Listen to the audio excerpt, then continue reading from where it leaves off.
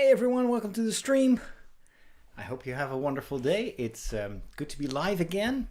Feel free to introduce yourself in the chat room if this is first time that you're attending. And of course, you can also introduce yourself if you've been here before, because the chat room keeps changing. I'm streaming this to LinkedIn. Although I won't be able to see the comments that are posted on LinkedIn itself, I will watch them afterwards. And I'm also posting on or streaming on my YouTube channels, which is youtube.com/@Father Roderick -books. So Father Roderick Books and Father Roderick, the main channel. So that's youtube.com/Father Roderick. It's great to have some time to chat. If you have any questions, this is a Ask Me Anything session. And every week I'm always excited by the wide variety of questions that I get, and also to just hear from you and how you're doing. Now, this is, of course, the week after the, let's say, the week of mourning after Pope Francis died on the right after Easter. I did a live stream that same day. Of course, a lot has happened. The funeral was this past Saturday. I watched it live thanks to the excellent coverage that was provided by the Vatican News Services. I thought just the way they filmed the whole thing was insanely good. I mean, I was already impressed by what they did in previous years. But this time they even had like a drone flying over the buildings of the Vatican. I assume it was a drone. It didn't look like a helicopter shoot. And of course that would cause too much noise. But just, it looked like a movie. It was really weird. But I think it helped to really get into the experience. And I've been on St. Peter's Square on historic events like these many times before. But when you're on the square itself, you don't get these kind of images. This is really a superior experience to a certain extent. Plus, it's very easy to understand everything. Dutch TV provided subtitling for the homily, for instance, and they had commentary for the parts that they didn't have subtitles for. It was just done in such a perfect way. And that fills me with hope also for the upcoming conclave. The news broke that the cardinals have decided that the conclave will start on May 7th.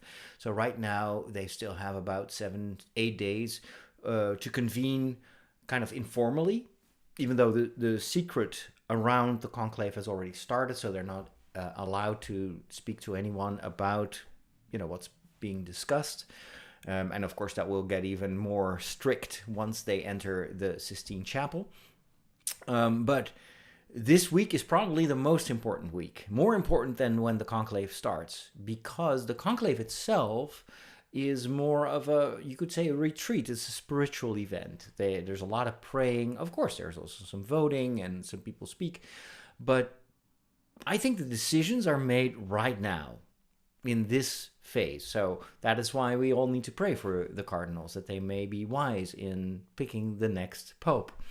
And it also, usually leads to a pretty speedy procedure. So once the conclave will start, I kind of expect this to be over in the span of, 2 days or maybe 3. But I think there will be a very quick consensus, which means that before the end of not this weekend, but the week after, we will have a new pope. And who is it?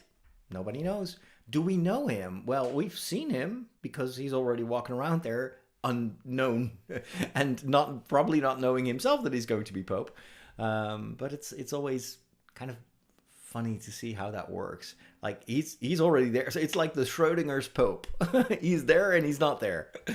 But it's going to be an exciting week. And of course, we're all really looking forward to seeing who they will pick, because it's obviously going to be very important to kind of for the course of the church. Are we going to continue on the same path as Pope Francis? Is there going to be kind of a course correction? What's the style? What's the vibe of this new pope? Obviously, you don't find a clone of Pope Francis. He was so unique in his style. So no matter who succeeds him, we'll have some big shoes to fill, and we'll have to kind of establish his own style. Just as Pope Benedict also had to find his own, way of doing things, his own way of speaking. He was very, very different from John Paul II, who was almost a rock star to a certain degree. Whereas Pope Benedict was more of a, he was a teacher. He was more calm, more quiet, soft-spoken, very, very learned, very intellectual also. And then after Pope Benedict, of course, Pope Francis was like an even bigger change of style. And yeah, so whoever it's going to be, it must be a daunting task. Let's go to the questions. Let me move this window here to the side, and then I can see what you are commenting. Yeah, Schrodinger's Pope, why not? Mike is there as well. Hello. Beef Stewie is there. Happy Easter to you too. In your ministry with people at conventions, fairs, and other community outings, what's the biggest misconception people have about the Catholic faith? Let me project the question here. I think, people usually don't really have that much to say about the church, or at least if they have criticisms, they don't share it with me, because we're all there basically to share our common love for fairy stories and fantasy. So I never had any huge debates or anything. I would say what I sometimes encounter is just this very simplistic idea of what the church is, and that anyone could be, become a bishop, or the people think about the church sometimes in a way as they think about big companies. It's like your biggest goal is to be the CEO, and so they see like a priest obviously wants to become a bishop, and if he's cool and if he's kind, then yes, of course, Father Roderick, you should be bishop, you should be pope.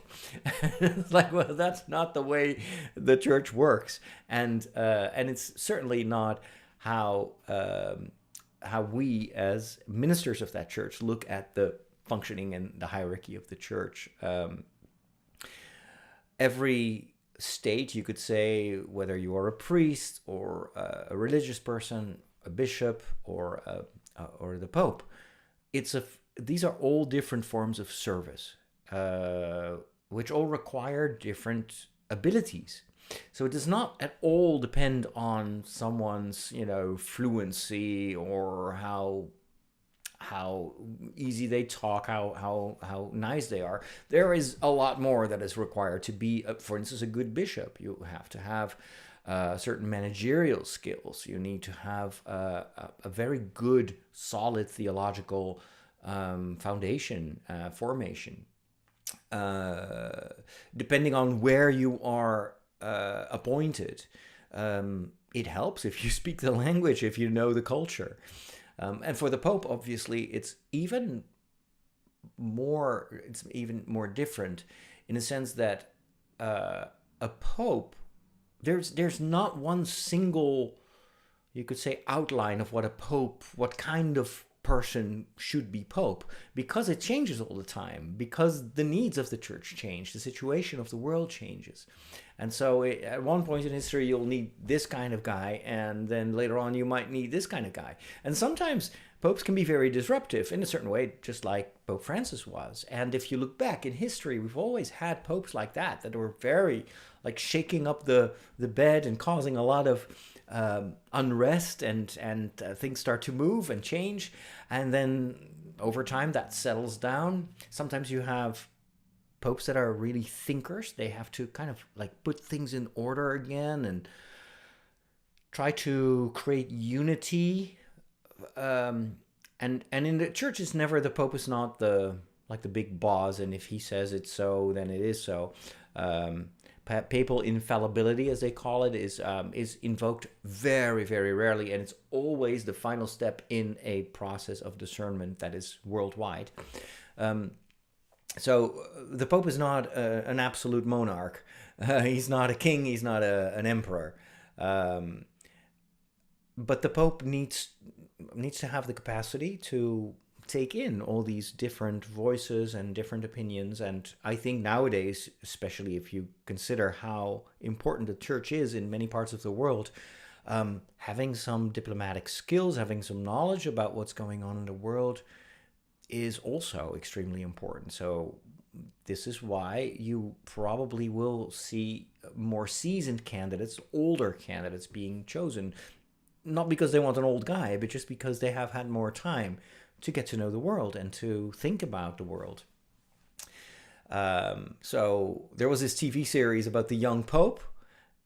That is just very, very unlikely that would ever happen in reality, because yes, someone who is young might have fresh ideas, etc., but that person will not have had the time to gain the wisdom that you need and the experience that you need, let alone, build a network of relationships that you need in order to fulfill that particular ministry in a good way. And so that's kind of something I sometimes hear. Most of the time, what I encounter is surprise. So one misconception is that priests or even religious people in general should not be involved with fantasy stories.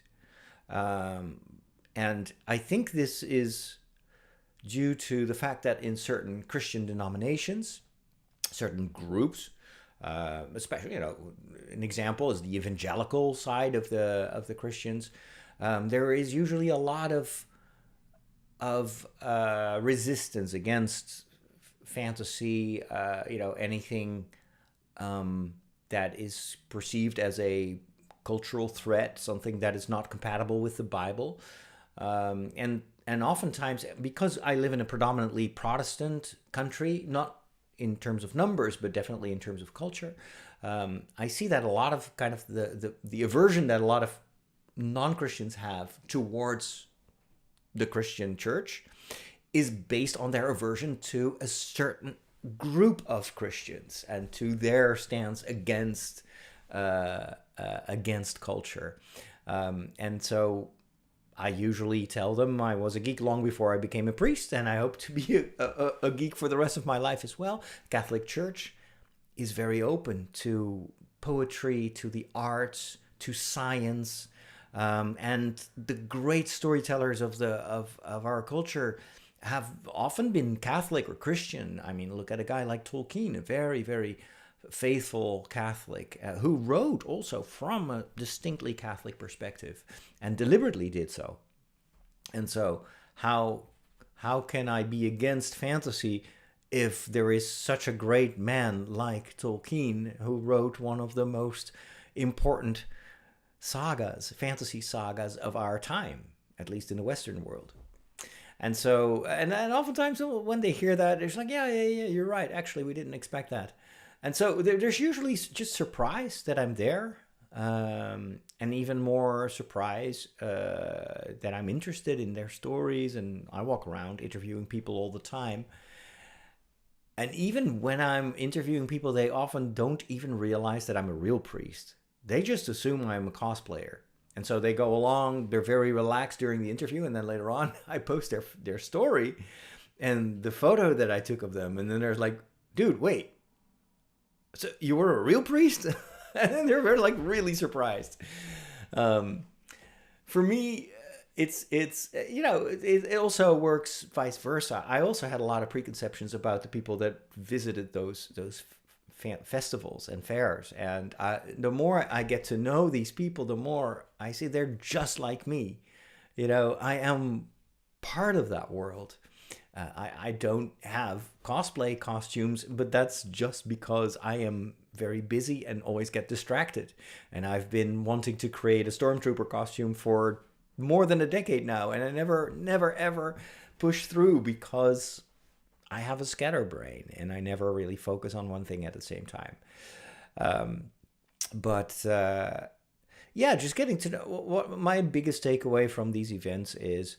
Uh, what you see, the people you encounter there are among the finest people you can have, because they're creative, they're there for to be there with friends, so they're in a good mood, they're positive, they are extremely forthcoming and helpful.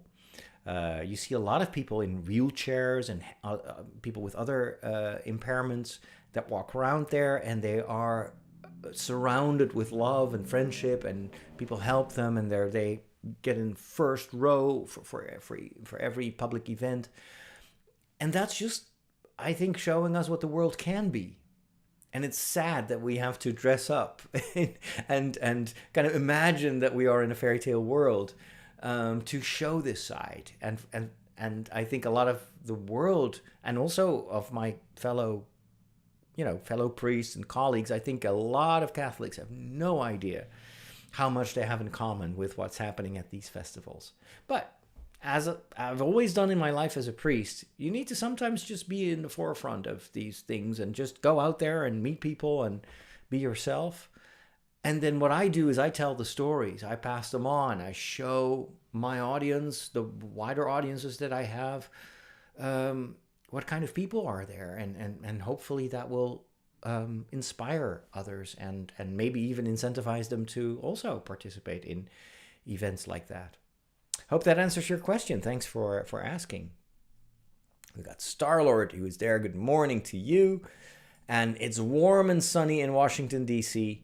It's also pretty warm here in the Netherlands. It's going to be even warmer in the next 2 days. I think tomorrow it's going to be 25 Celsius. And then on Thursday, they even predict 27, which are summer temperatures.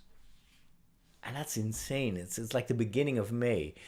Hopefully we're not going to have one of those excruciatingly hot summers, because I don't do well in hot weather. Actually, this is my temperature.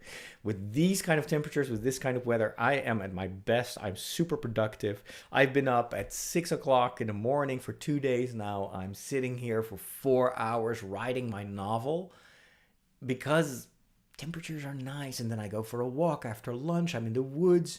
I get more inspired. I return here. I do some more work, and then I do the live stream. And once this live stream is over, I'll go out for a final walk. I try to do 3 walks per day now.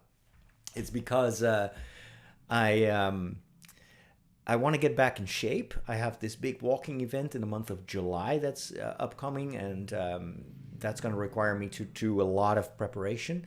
But I'm kind of slicing the distance that I want to walk every day in 3 parts. So it is a nice way to also break up the day. I noticed that it my mind reacts very well to it. So I try to do a walk after breakfast. Usually that's when I gather my thoughts. I come up with ideas. Then I go and do my novel writing. So I do creative writings in the morning, writing in the mornings. Then lunch, I go usually during that walk, I record some podcasts. So today I didn't do anything, but yesterday I recorded all the episodes of my podcast, Story Secrets, which, in case you don't know it, you should absolutely listen to, because I talk about Star Wars, I talk about movies that I've watched. It's all about stories. And I've done that podcast since 2005. So it's a daily podcast right now. So I do short episodes. It's like 10 minutes, 15 minutes per day.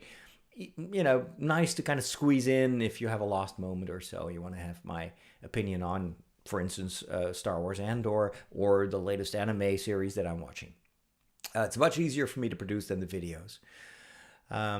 So I do that. I record that during the walk after lunch. And then if I still have to do some steps, because I try to walk about 12,000 steps right now in this phase of the training. After dinner, I go out for an evening walk, and usually I combine that with getting my groceries, because I live very close to all the shops here. So literally 2 streets away from my house, there you've got all the supermarkets, and so I tend to walk around there for quite a bit, and then usually that does the trick. So yeah, but of course, the hotter it gets, the least I want to be outside in the sun. So I don't have air conditioning. Although, if it gets hot this summer, I might actually install an air conditioning unit, at least in this office, because I like sitting here. It's very easy to warm it and also to cool it, so it won't be as energy consuming as if I would try to cool down the whole house. But we'll see. It's also very expensive to install that. So anyway, let's see. Binary Rainbow with we are to respect the views from the Pope. After all, he is infallible. While on the chair of St. Peter, I enjoyed the more progressive approach. Do you think we will continue that direction? I think it's very likely that they will choose a candidate who will continue the direction traced by Pope Francis. I don't know if we're getting someone with the same charism, but charism is, it's just one aspect. What I want is someone who creates continuity. If we get a pope who kind of reverts everything, and there are some cardinals who really would like to dial back everything that Pope Francis did. I mean, my own bishop is one of the kind of, you could say, opponents of some of the aspects of Pope Francis, his direction that Pope Francis took. His main criticism is that it creates a lot of confusion, and he's kind of more of an intellectual. He just wants to write some treatise, define very clearly stuff, whereas of course Pope Francis was like, well, I'm not going to define things. I leave it open. It's for theologians to think about that. And so he sometimes deliberately, I think, made things a bit vague so that it creates room to think and to, explore questions and issues from different directions. So not every bishop not every cardinal will like that. But in general, if you look at the overall feel that I had during the funeral and over the past years that I've been in Rome, I think a lot of people inside the Curia and bishops and priests and faithful are very happy with the direction that Pope Francis has taken us into. It's not by accident that this Pope was so popular. More than 200,000 people showed up for his funeral. I mean, that says something. You cannot ignore it. And of course, the church is not a democracy. It's not about the popular vote. And it could very well be that, it has happened in the past that we get a pope and everybody's like, why? Why this one? Why? The church is a church of centuries.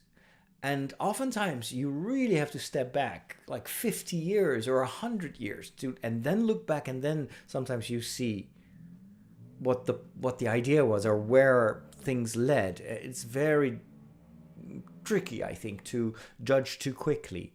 When Pope Benedict was chosen, I initially was very happy because I thought, he's been working so closely with John Paul II. He's a great theologian. I really love the books that he wrote.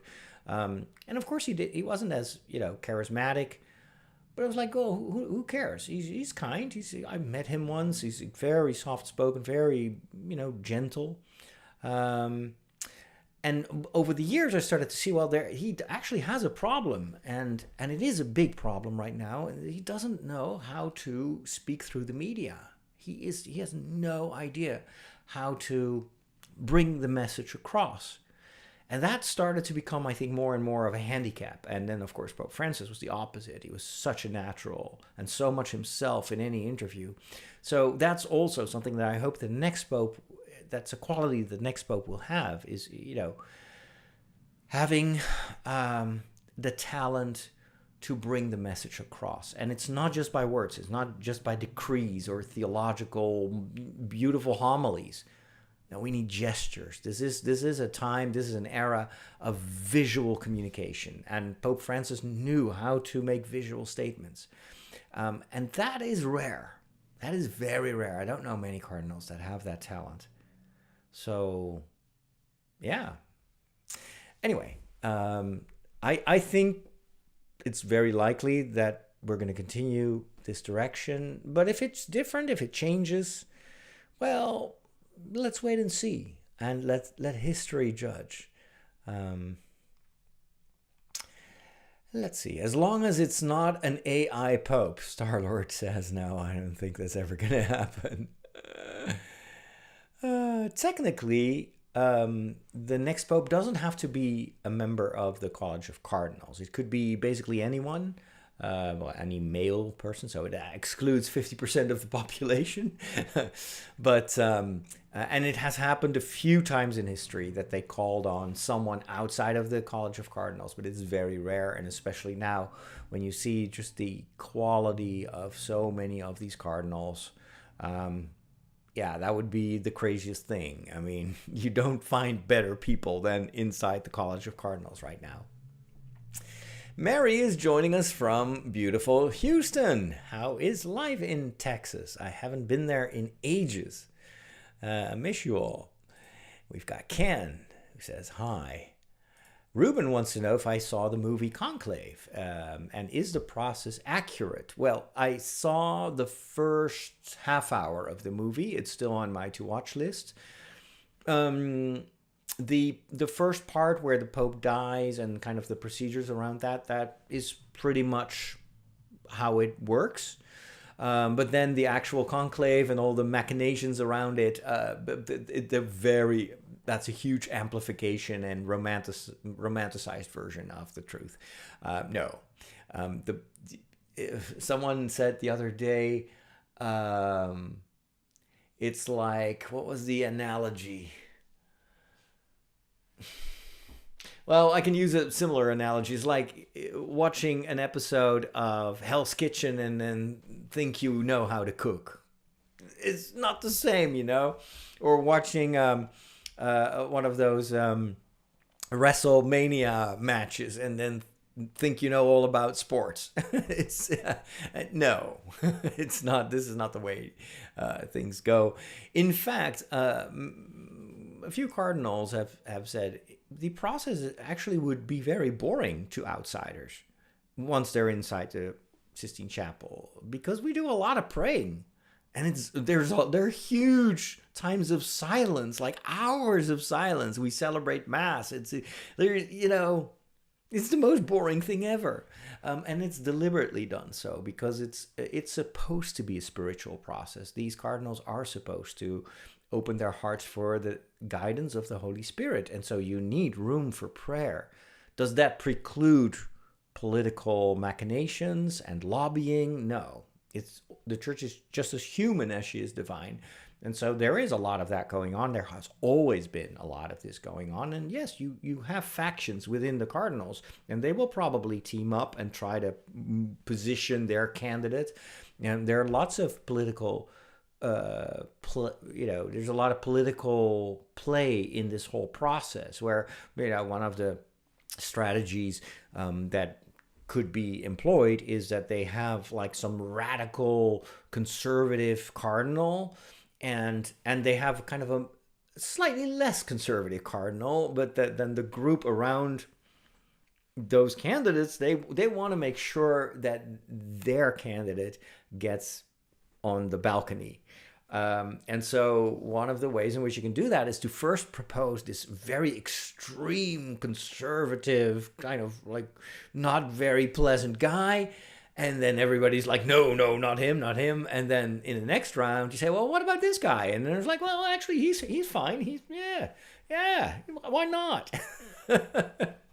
It's the same stuff that happens when you go to a website and you have 3 products, and one is like the $5 product, and then you have like an insanely expensive version and it's $900, and then you have like a $450, and you're like, wow, the $450, that sounds reasonable, especially compared to the $900 thing, and nobody wants to have the $5 one. Oh, it's just psychology, and obviously some people will use tricks like that, sometimes consciously, sometimes subconsciously, to make sure that the candidate they believe, and this is not malicious, this is just because they believe that we should go in this direction. And they have fully the right to think that. After all, their vote counts just as much as the vote from the other cardinals. But I think the majority, having been appointed by or created, you create cardinals. The majority of the cardinals have been created by Pope Francis and have a good relationship with Pope Francis. A lot of them are from territories and countries where there never were cardinals. And a lot of the kind of the older centers of power, they don't have cardinals anymore. They just have archbishops. And so that in itself is going to change a lot of the dynamics, because, you know, these people rarely travel and probably are not as much, even just because of the language barrier, might not be able to follow everything that's going on as well as the people that, you know, are from Europe or from North America or England. You know, they usually are much more informed. Doesn't mean that these people that are a little bit more on the sidelines, you could say, of the spectacle, that they are not wise. No, perhaps their perspective is even more, I don't know, to the point, because they're not part of the whole circus. It's a fascinating process. It's a really, really amazing time, I think, in the history of the church, each time when we get a new pope. And then, of course, you've got all the theater around it, which I think is just done to perfection. Italians are great at these kind of events. You saw that at the funeral. Pope Francis wanted to have a humble, simple funeral. Well, look at what they did. It rivaled a Hollywood production. Starlord says many people have misconceptions about the Bible in general. Humanists likes to rationalize away from that. They don't believe it's divinely inspired. Yeah, it's usually because they have this idea that God sat down, took a pen, and wrote the Bible. Or sometimes in paintings you will see an evangelist writing the gospel, and then there's an angel whispering in his ear what he should write. That's not how the Force works. The Bible is divinely inspired, but it doesn't mean that you can take out the human factor and the historic factor and all the kind of distortion that we as humans introduce in this. Or distortion may be too negative of a word, but it's our own human limitations in in passing on these stories. The Bible contradicts itself all the time. And so you have to be very careful not to, first of all, not to take the Bible literally. Like, you know, sometimes in evangelical circles they will do this, or the very fundamentalist Christian circles. That doesn't make sense. There's no Catholic Bible scientist that would ever condone such an approach. But it doesn't mean it's a fairy tale. All these stories are based on historical events, but they are stories of historical events. They are reinterpreted. You've got a lot of layers in there. The writers of the various books in the Bible have taken elements of history and even elements, especially in the earlier part of the Bible, of existing religions, and just took elements from that and stories from that and just put it in the blender and created something new. And so you see a lot of stuff, even about God himself and how he presents himself and how he behaves. Even the fact that I say he, like that's all, it's a distillation process over time that will help us to understand and to distill the meaning. But you cannot deduce it directly from the Bible itself. You always need an interpretive authority. And despite the fact that a lot of Protestants will deny this and say, no, we're just looking at the letter of the gospel, they are constantly playing an authoritative role in interpreting the Bible. They will pick out this and they will say, yeah, this is what God wants. It's exactly this. It's written here. And they will leave out all the other stuff that they don't like or that they don't care about. This is what you see happening in the United States in the way that, you know, or people around Trump interpret the Bible or use the Bible.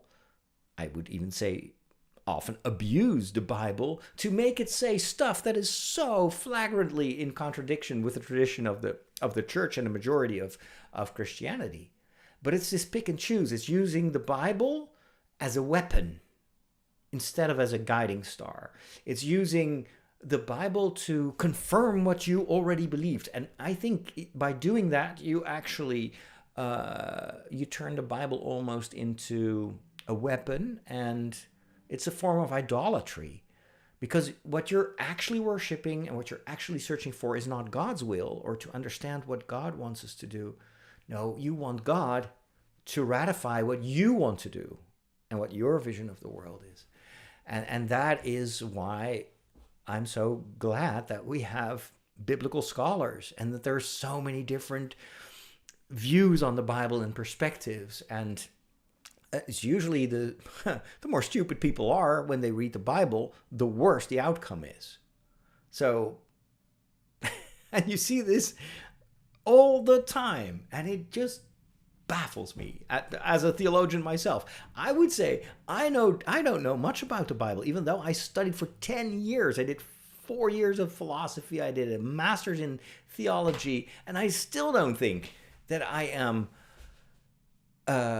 knowledgeable enough to interpret the Bible. You really need expertise. And thankfully in the Catholic Church, you have this long-standing tradition of biblical research. And I mean, if you study biblical theology in Rome, I think it's like an 8-year curriculum. It's one of the hardest studies because they will tell you have to learn all these languages, sometimes even Arabic, so you understand the wider context in which all these different books were created and all the cultures. And so you need so much knowledge.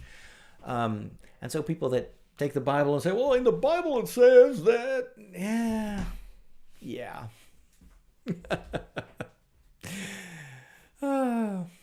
Anywho, Sausage Stream wants to know, why is there a Pope? There is a Pope, at least from the Catholic point of view, because there has always been a Pope since Jesus founded the church. There is an event in the Gospel where Jesus, after Peter betrayed him, tells Peter, I want you to take care of my flock. And Jesus tells Peter, I will call you Rock, Petrus in Latin, and I will build the church on you. And when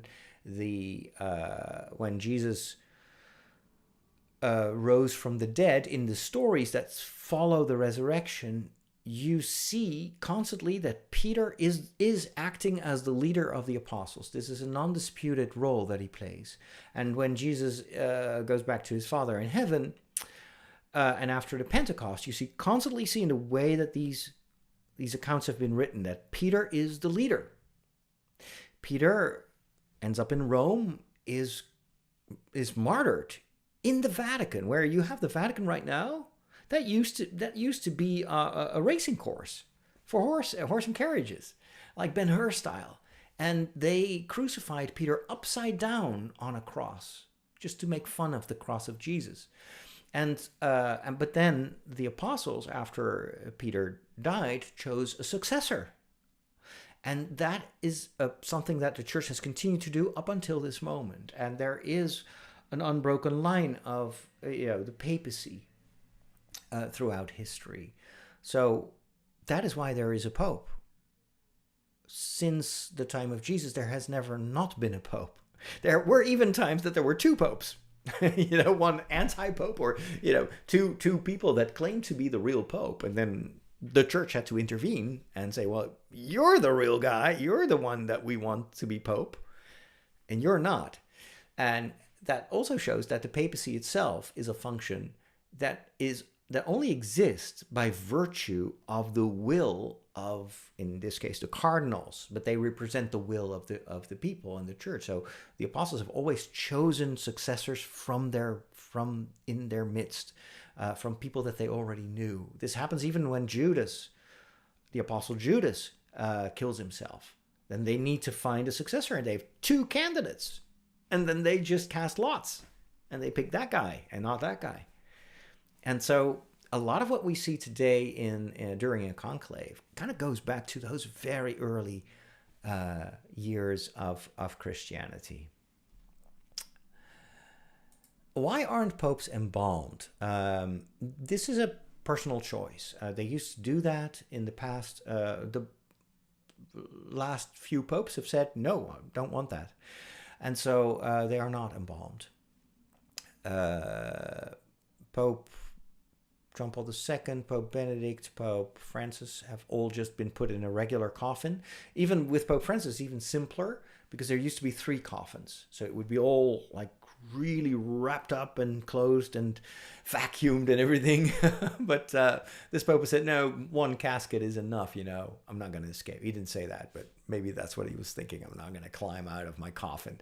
So it tends towards simplicity. In the past, people would embalm popes so they could put them on display, a bit like, you know, Mao Zedong in China or the pharaohs.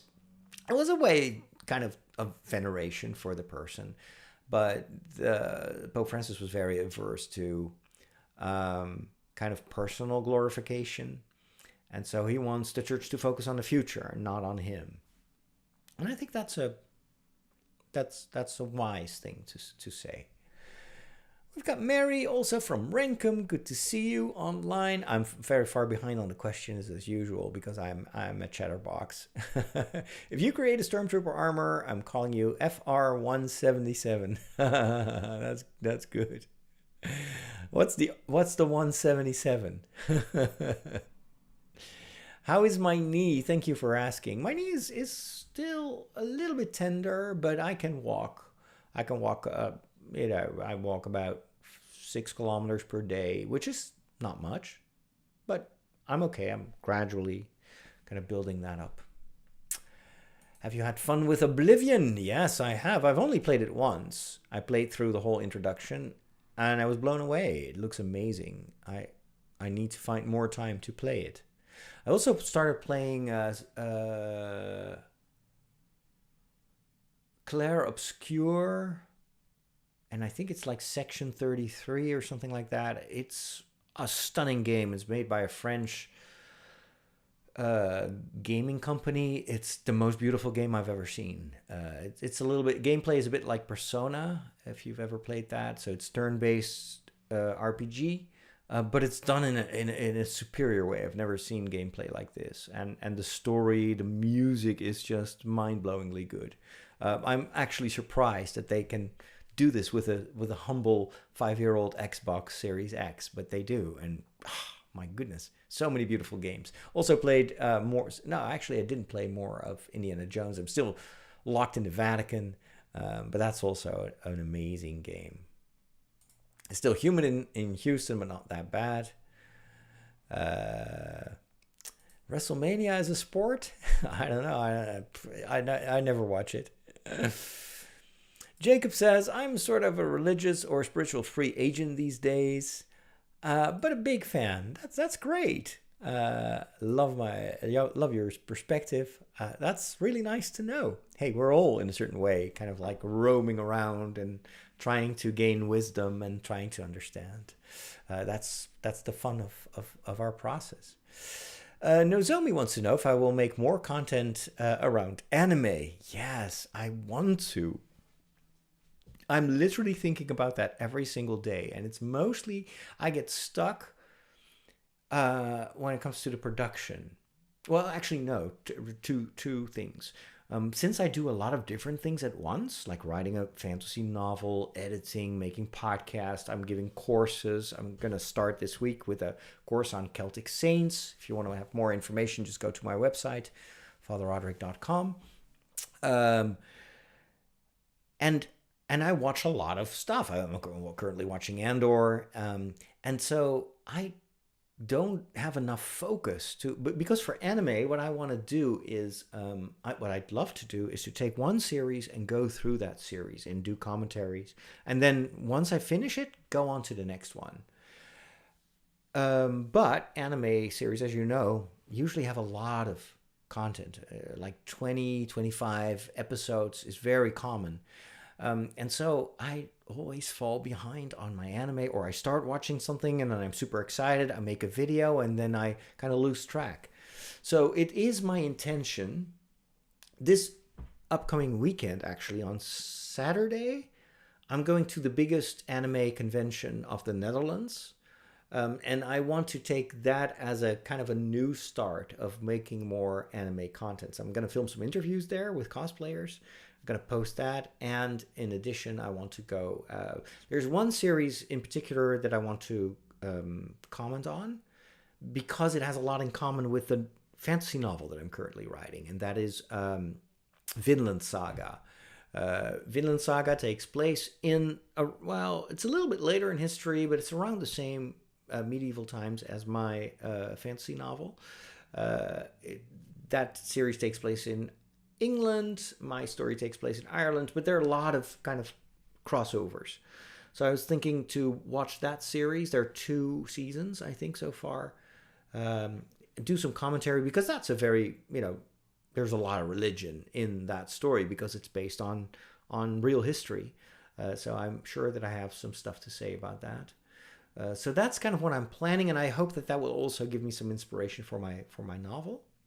Not to mention that I can then also advertise my novel to my anime people. I can say, hey, if you like Vinland Saga, check out my novel. Just go to my BookTube site and subscribe, and I'll send you the story. Something like that.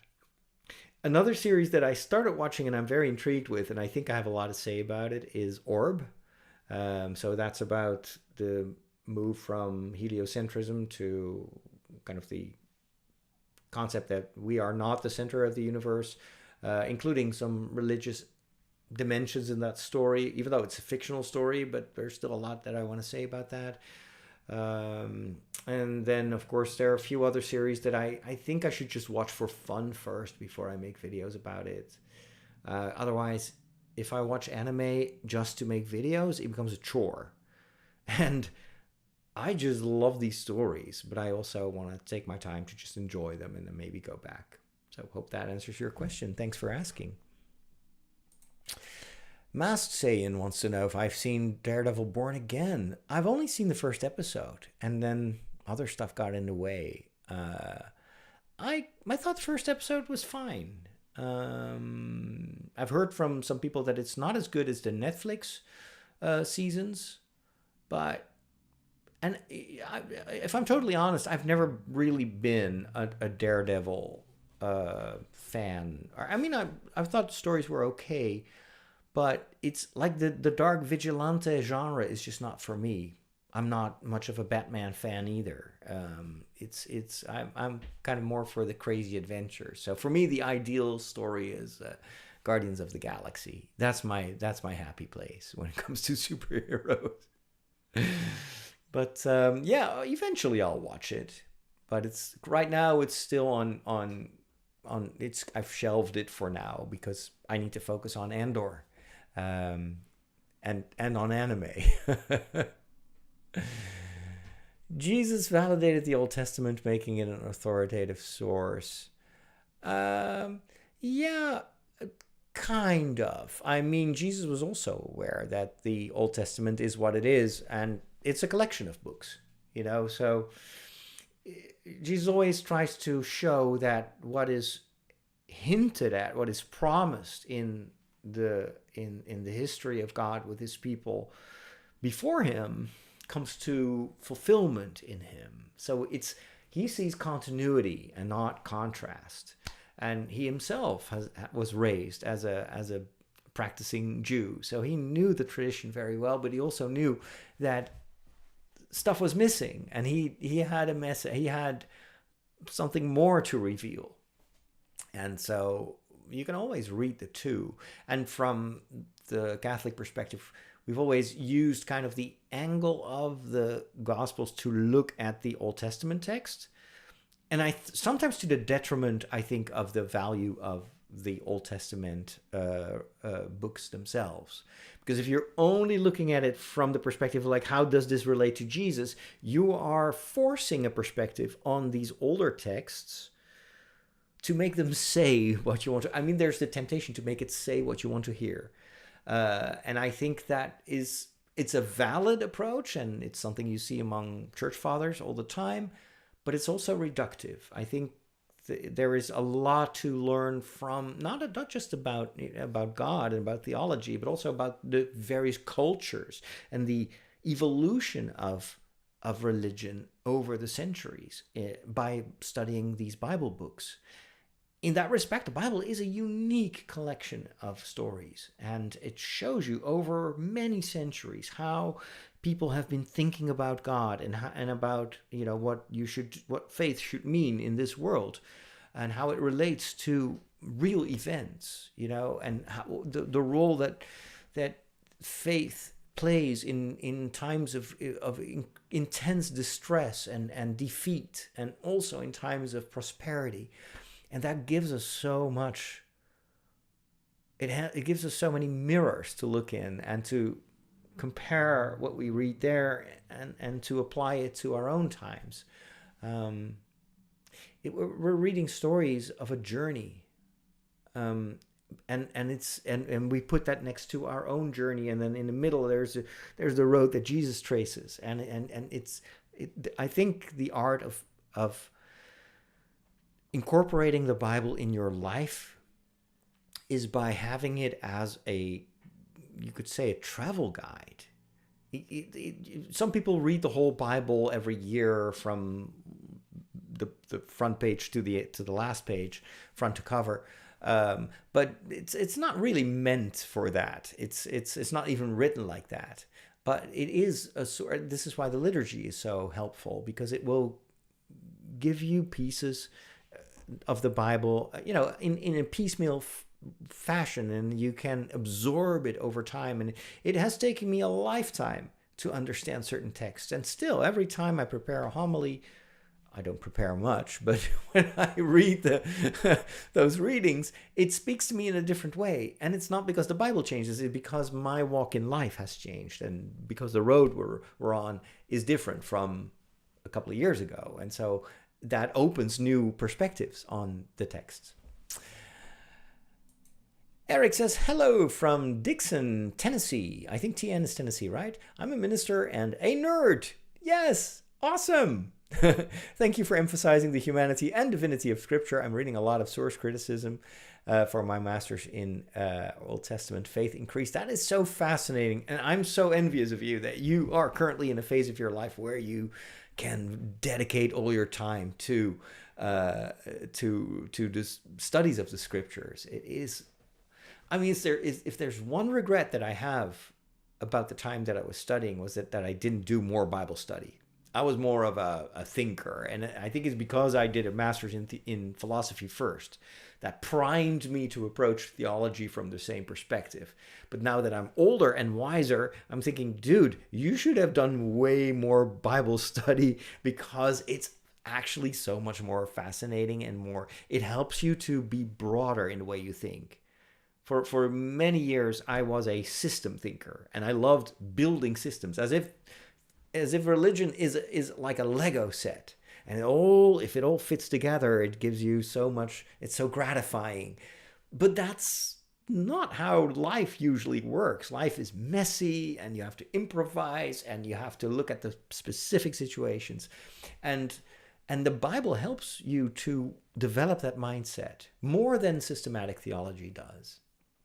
So anyway, I'm still learning a lot, and thanks to TikTok, I've discovered a couple of biblical scholars that have opened my eyes and make me think every day. It's like, oh, it's so fascinating, and there's so many more. I mean, I'll never be able to answer all the questions that I have, but that's what I love. It's like every day is a new journey of discovery, and I'm so grateful to know all these people from all over the world studying these same sacred texts and getting so much out of it. Let's see. David says, I'm so sorry I have to cancel my subscription as I lost my job. Oh, that is so sad to hear. I'm sorry to hear that, and don't worry about it at all. In fact, David, can you send me an email? I'll hook you up. I'll make sure that you still get all the perks, because this is completely out of your control. But just if you could do that, send me an email at fatherroderick@trideo.com, and I'll get in touch and I'll make sure that you don't lose anything. I'm already so grateful that you have supported me in the past, and I'm definitely praying for you that you will soon find a new job. These for a lot of people, these are difficult times, but get in touch. We'll fix this. What are your expectations for the second season of The Last of Us? You know what? I haven't even seen the first season. I chickened out after one episode. And I played a bit of the game, but I don't have a PlayStation anymore, so I can't play the game. I don't have it on PC yet. What are my expectations? I hope it's going to be good. I know that the first season blew everyone away, and I'm totally expecting the same to happen with the second season. Again, you see how many stuff I need to watch? Life's too short, man.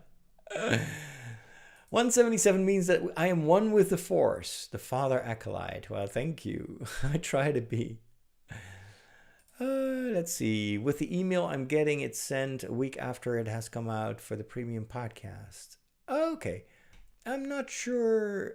So you mean like the email you get that too late, or I don't know exactly what you're referring to, but we'll fix it. Just let's get in touch. Pika has played the Persona games, I know, and they're great. So you'll like this French game. Have I seen Severance? Oh my goodness, yes. Severance is my all-time favorite television show after Lost. I was glued to the screen. I love Severance.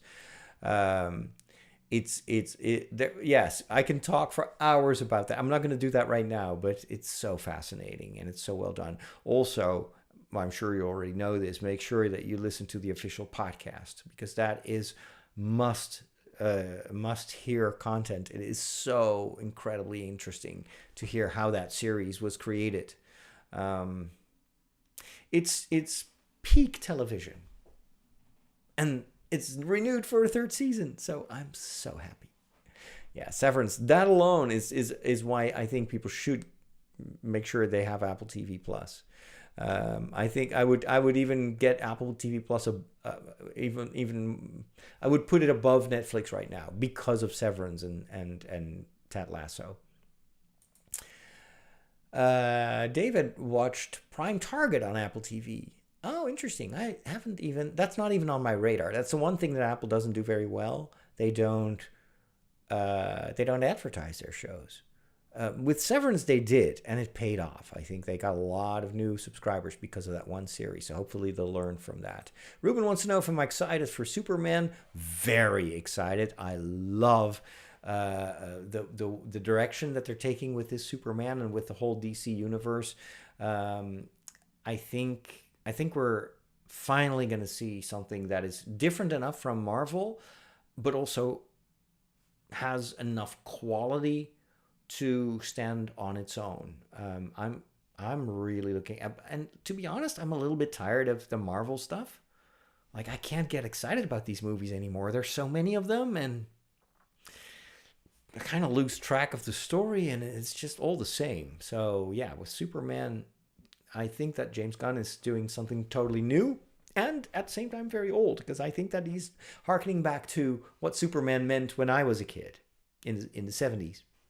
And the kind of hopeful, optimistic story it was for a world that was actually in a crisis. And I think that's what Superman embodies. It's a story of hope. Let's see. Did I watch the Predator Badlands trailer? No, not yet. But it's going to be a Predator Aliens crossover. We had the two movies which we don't speak about, but it's true. It's really amazing that this franchise is still going so strong. By the way, now that we mention it, I heard that there is a fan edit of the third Alien movie. And from what I've heard, it is an incredible job. They did an incredible job. That third movie was recut twice, I think, and none of the existing versions are that good. But it turns out that with a good editor, it becomes gold. So I'm definitely. I think it's called like something like Aliens 4K. You might want to Google that. But I'm planning on watching that very soon because I'm a huge fan of the franchise. And I actually thought that Aliens 3 wasn't all that bad. But now I'm curious to see what they did with it in this fan cut. I love fan edits. There are a couple of fan edits for Star Wars television shows as well. And they were all good. They were really good. Herman wants to know if I'm hoping that Cardinal Ike will become Pope. No, I don't hope he will become Pope. I personally, I would prefer someone who is more in line with Pope Francis. And Cardinal Ike has been very vocal about his opposition against some of the aspects of the pontificate of Pope Francis. So, no, I don't think he is the right person that we need right now. But who am I? I'm just a priest. So, and also for his health. I mean, he doesn't have he's not the healthiest cardinal. I think this job would kill him. Well, maybe that's a little bit too dramatic, but I think it would be incredibly taxing for him. And yeah, although I think he has said himself in some interviews that he's actually quite willing to become Pope, that's usually a sign that that's not the candidate who's going to be Pope. Someone who wants to be Pope is probably not the right candidate. But I was very surprised that he said that. Very surprised. A little bit weird also. But anyway, no, I don't think that Cardinal Ike is the right person for the papacy right now. I want more continuity. And I would like to have a cardinal with a kind of a broader theological view as well. Cardinal Ike has had his formation as a priest in Rolduc, which is in the south of the country, in a very polarized era of the Catholic Church. It was like an internal seminary. It was, it was not bad, but it didn't compare to the kind of like university level type of theology that the rest of the country benefited from. And so when I read his writings, I'm not very impressed by his theology. I think it is a very Thomistic, or almost neo-Thomistic in certain sense. Very technical, and technical in the sense that what I miss sometimes is just real life. Cardinal Ike has never been a parish priest. Only like a very short time of his life. I think not even before. He's never been a pastor. So he's never been in charge of a parish, and it shows. He's an intellectual. He's very bright, very intelligent, good speaker. But I want a pastor. I want someone just like Pope Francis, who is close to his flock, smells like the flock, is willing to be a pope of the heart and not of the mind. I know it's very schematic what I'm saying, but for me, it's a way to kind of try to tell myself what am I hoping for. I want someone with a pastoral heart. And I think that requires also a certain pastoral, parochial experience. Pope Benedict also never had a parish. He was a professor, and it showed. Pope John Paul II, on the contrary, did work even as a student's pastor, and you could tell he knew how to communicate. He knew the struggles of day-to-day life, and even though he was still very, like a thinker and philosopher, theologian, that wasn't even his strong point. I mean, I studied Pope John Paul II when I was, or when he was still Wojtyła. I studied his philosophy. And I didn't write a thesis about it, but I studied it for 2 years. I was not impressed. He was not a very good theologian. I mean, decent. He didn't say anything stupid, but it just didn't.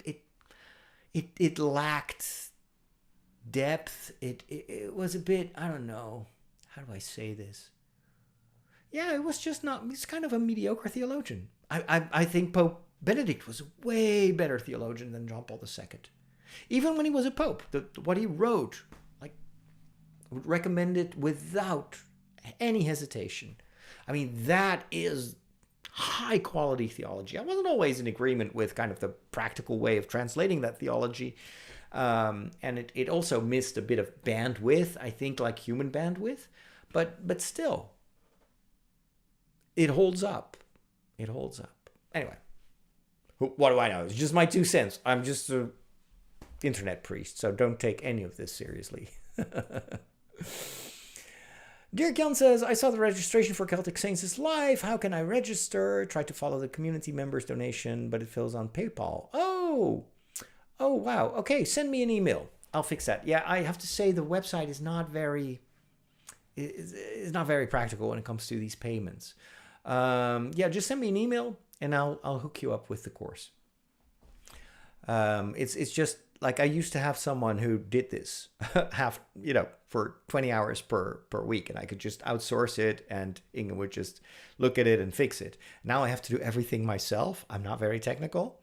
And so, yeah, the website is a little bit starting to creak here and there. But thanks for your interest, and I'll certainly be able to add you to the group. I think it's going to be a lot of fun. I had 50 people here in the parish who followed the course, and they were all super excited about it. So that encouraged me to do the course online as well. And I might actually repeat it in the future. Oh, you haven't listened to the Severance podcast yet? Oh, you'll have a blast. It is amazing. They only did a podcast during the second season, but they do cover the first season as well. It's hosted by the director and by the main character. And so, and they have like actors of the episodes on each show. It's so good. So good. I want to re-listen to it. Let's see. How is my book going? Ash wants to know. It's going really well. Actually, I earlier today, I recorded a video update about it. So you might want to check that out on my channel. So it's Father Roderick-Books on YouTube.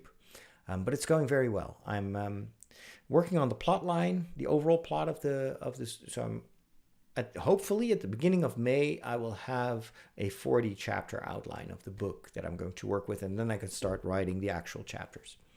So it's going well.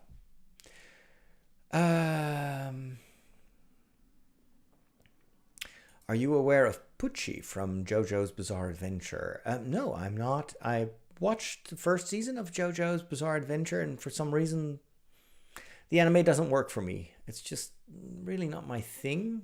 It's so over the top. I know a lot of people love it, and it gets better, but it kind of like I tried hard because so many people asked me to watch it, and I just couldn't care for it that much. But tastes differ. To each his own.